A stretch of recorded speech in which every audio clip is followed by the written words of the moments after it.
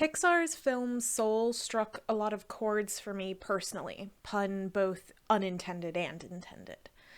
As someone who grew up loving music but haven't been able to play due to finances over the last several years, I felt a yearning to remember what it's like to be in the zone while I play music.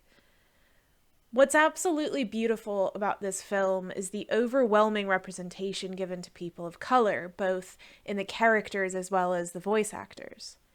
But what I found myself dwelling on the days following my watching was the factors of life Soul digs up. Soul explores the role of vocation and predestination, and through it explores the underlying factors of modern capitalism. Soul's story focuses on Joe Gardner, a middle school music teacher who ultimately dreams of making a living as a jazz musician. After scoring a gig with famous jazz musician Dorothea Williams, he unfortunately passes. Finding his soul headed to the great beyond, he is unwilling to give up on life and his gig with Dorothea Williams. He escapes and finds himself in the great before, where unborn souls are prepared for life. Mistaken as a mentor, Joe is paired up with an old, cynical soul, Soul 22, who has yet to find the final spark which would lend them to be ready for life. Despite beginning with the concept of an afterlife, Soul spends most of its time on the great before rather than the great beyond. In fact, there's no information given about the great beyond, but we understand intimately the functions of the great before. In the great before, we see souls being given personalities and seeing elements of what life is like on Earth before even being born. So we're going to approach this through the lens of sociologist Max Weber. Weber wrote a piece called The Protestant Ethic and the Spirit of Capitalism. In this, he linked Protestant viewpoints, mostly those of Calvinists, to the growth and emergence of modern-day capitalism. Calvinism evolved with the idea of predestination, that whether or not you are going to hell or heaven has already been decided prior to your life. This created a problem. How does someone know when they are saved and when they are damned? Success and wealth in life became the determining factor for ultimate afterlife salvation. If you're doing well in life, it must mean God likes you, and therefore means you are saved. This is when the concept of vocation shifted from something purely meant for clergy and stretched to fit secular work.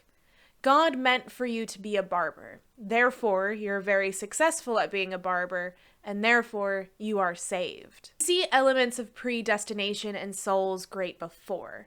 Personalities are being attributed to souls before they are even born, deciding what it is the person is like, regardless of wherever they find themselves and whatever family they end up being a part of.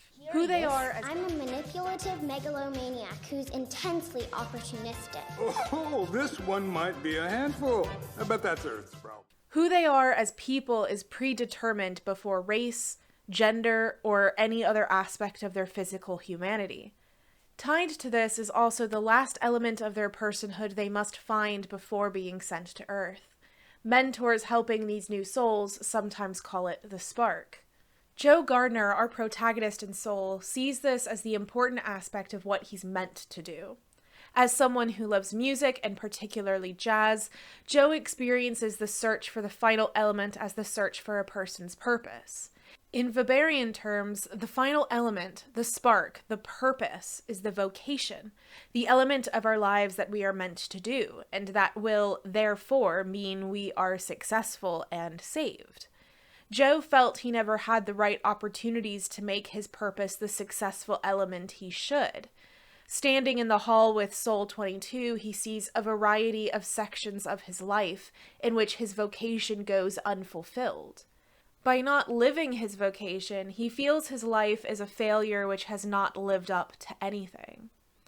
His failure is considered as only failure due to not being successful at what he determined to be his vocation. He dreams of what finally achieving this will look like, and when he does fight through a lot to achieve it, he's left feeling slightly disappointed. What's wrong, Teach?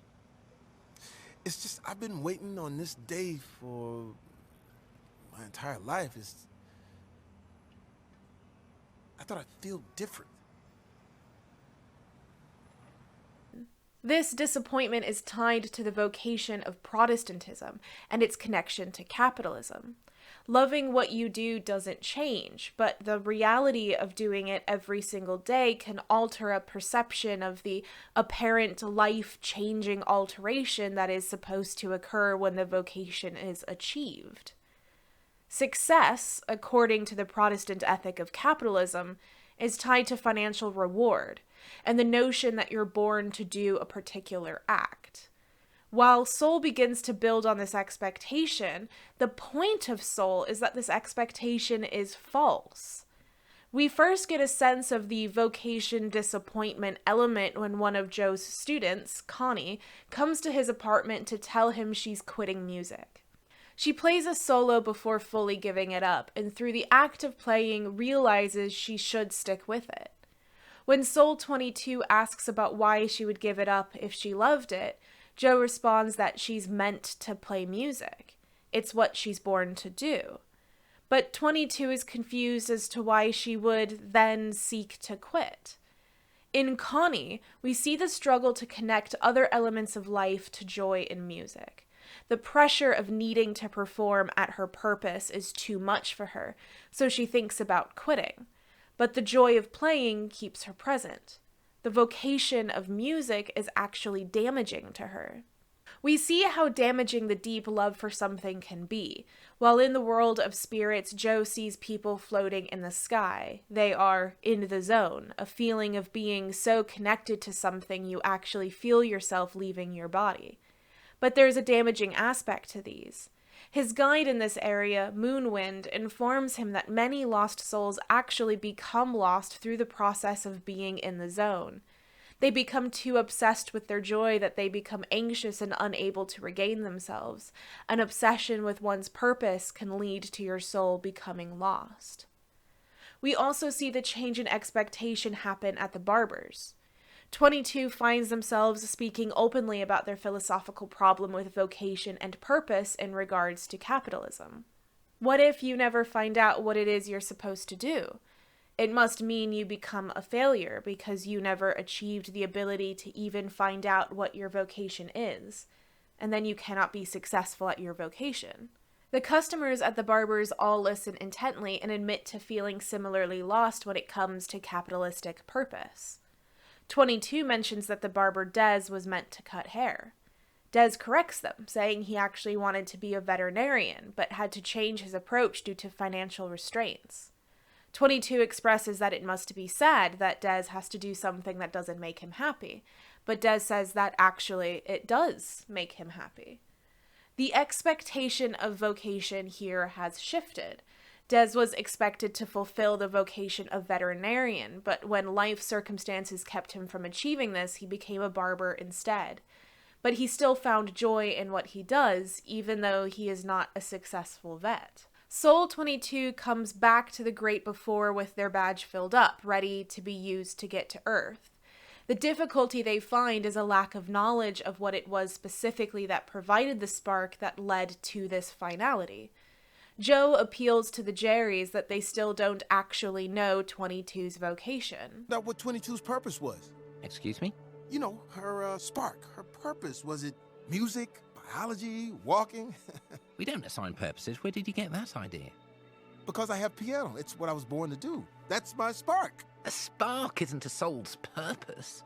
Oh, you mentors and your passions. Your purpose is your meanings of life.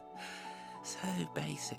The idea that the spark is one's entire purpose, their vocation, is a misunderstanding wrought by people affected by Protestantism and modern capitalism. The stress of needing to find one's purpose sent 22 into a deep depression in which their failures at finding it are thrown back at them repeatedly. The stress of capitalistic vocation got to 22 before life had even begun, and it's not even the purpose of the spark. The purpose of the spark is only finding joy in what life gives us. Music, food, sport, these things that we use to fulfill ourselves, though not necessarily financially. In fact, financial success bears no marking on what makes the souls into persons. At no point does financial success render any point in the making of the person. We are our personalities and what makes us happy. Whether or not these make us money is not deemed important. The point of the spark is to make sure we are ready to live life and find joy in the small things that surround us. Things like pizza, or standing on air vents, or watching autumn leaves weave beautifully in the wind. What Soul is telling us is that the spirit of capitalism is wrong. We are not determined by our vocation, and we are not successful based on financial gain. We are only individuals meant to find meaning in conversations with one another, in really good food, in music, and enjoying a breath of air. Soul, therefore, is anti-capitalist in the sense that it breaks the expectations that build capitalism up. By destroying some of the pillars that we understand success in a capitalistic society, we are able to begin to tackle other elements of the system. These assumed truths are called axioms, beliefs assumed real which are then used to defend and build up more complex thoughts. When we question the axioms, everything else it is built on becomes questionable as well. Soul questions the role of vocation, the role of purpose, and its connection to our successes in life. Soul's discussions of finances are tied to Joe's conversations with his mother, who never fully accepts her son's attempts to make a living as a jazz musician because of the lack of financial security. But when Joe finally has a confrontation with his mother, they seem to be talking about two different aspects of life. While Joe argues for his vocation, his mother argues for security and happiness, as she sees constantly chasing the dream of musician as potentially damaging. The point where his mother relents is not when he makes a point about his vocation and purpose, but when he says he worries about his life never being worth it. In this argument, Joe has connected his life worth to his achievement of vocation, while his mother doesn't. She does not want him looking back on his life in such a negative way. What's most compelling about this argument is not Joe's success in the argument, a point in the movie that is assumed to be a growth moment, but because the argument reveals a troubled aspect of Joe's understanding of vocation. Without achieving it, his life is not worth living. This stress of vocation and purpose is put on 22, and which results in 22's depression. Soul is a very life-affirming movie. Its ending urging us to live life positively and with an enjoyment of every aspect of it. In doing so, it breaks apart some of the foundational aspects of capitalism. These elements are the ones that cause ultimate stress, anxiety, and depression. It questions the worth we ascribe to ourselves through our financial gains, and the hefty importance we put on our chosen career paths. Through its exploration of purpose, Soul has also questioned some of the foundations that capitalism lies on. Soul is far more than a movie with a jazz soundtrack that makes me miss music. It's also a movie that questions the stressors we put on ourselves when it comes to how we measure our success. It implores us to stop measuring ourselves based on our assumptions of other people's life purposes and to allow ourselves to go where we find joy. We should stop and listen to subway buskers and ask for lollipops when we want one. We should ask others about their lives and listen with genuine interest. And we should watch maple seeds pinwheel through the air.